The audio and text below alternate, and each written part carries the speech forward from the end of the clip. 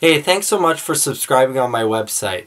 Right now what I want to do is give you guys a lesson that will help you to develop your voice no matter where you're starting at right now. One thing that a lot of beginner singers don't realize is that you actually need to have a certain amount of what's called a little bit of a cry or a bit of a grunt underneath your singing. That type of sound, that sound is going to be underneath 99% of your singing. Now I know this may sound bizarre to a lot of you, but it'll start to make sense as I start to show you what that sound can eventually create in your singing.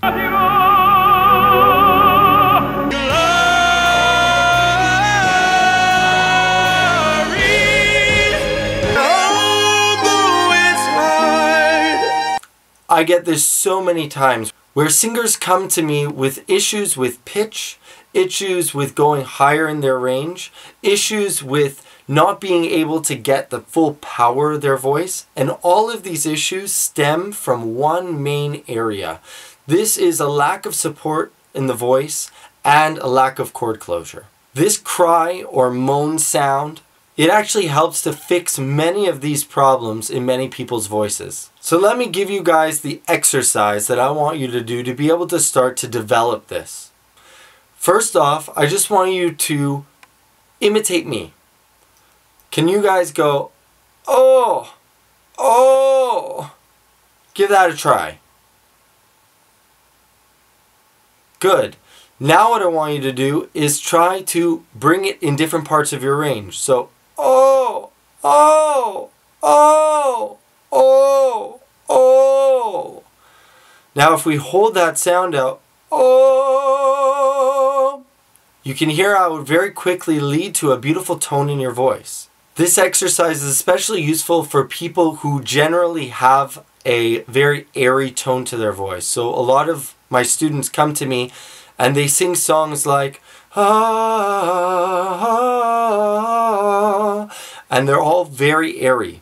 What we're doing when we do this, we're engaging our lower abdominals and we're engaging our throat properly.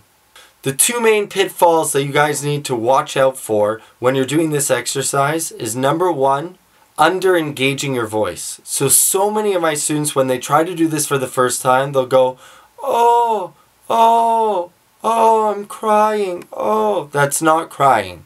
We really need to sell it as if you're an actor.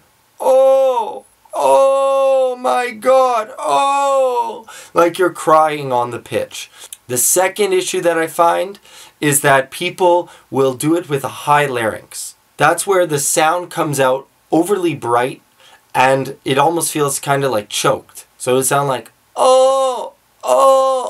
That's not what we want. We don't want to be crying here. We want to cry here. Oh.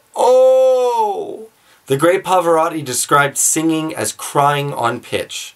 So if you guys try to apply this every single day, try to do an exercise where you go through your entire range going, oh, you will notice amazing gains in your vocal prowess.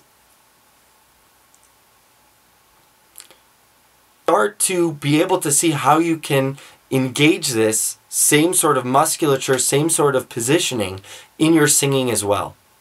If you are able to do this one thing correctly, you will notice amazing gains in your vocal ability altogether. If you have any questions about this exercise or anything else related to singing, don't be afraid to send me over a quick email.